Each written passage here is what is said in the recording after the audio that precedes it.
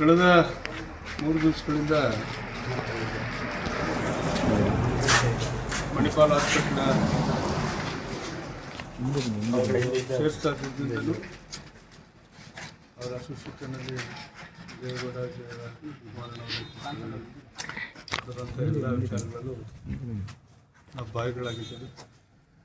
ವಿಶೇಷವಾಗಿ ಮೊನ್ನೆ ನಮ್ಮನ್ನೆಲ್ಲ ಬಿಟ್ಟು ಅಗಲದ ಮೇಲೆ ಇಡೀ ರಾತ್ರಿ ಪದ್ಮನಾಭನಗರದ ಮನೆಯಲ್ಲಿ ಸಾರ್ವಜನಿಕರ ದರ್ಶನಕ್ಕೆ ಅವಕಾಶ ಮಾಡಿಕೊಟ್ಟು ನಿನ್ನೆ ಬೆಳಗ್ಗೆ 12 ಗಂಟೆಗೆ ಪದ್ಮನಾಭನಗರ ಮನೆಯಿಂದ ಹೊರಟು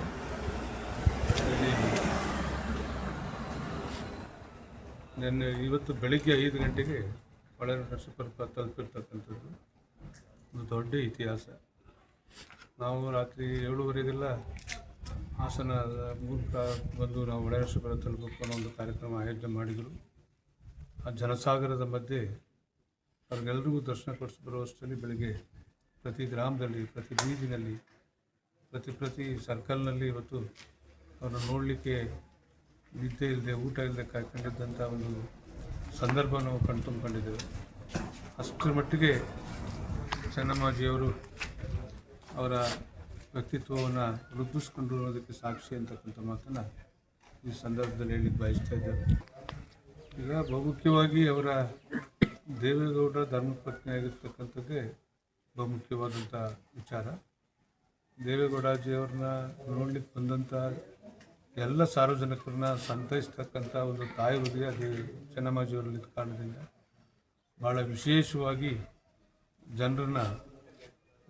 ಜನ ಸಾಗರದ ಮಧ್ಯೆ ದೇವೇಗೌಡರು ಸರಿಯಾಗಿ ಮಾತಾಡಿಸ್ತಾ ಹೋದರು.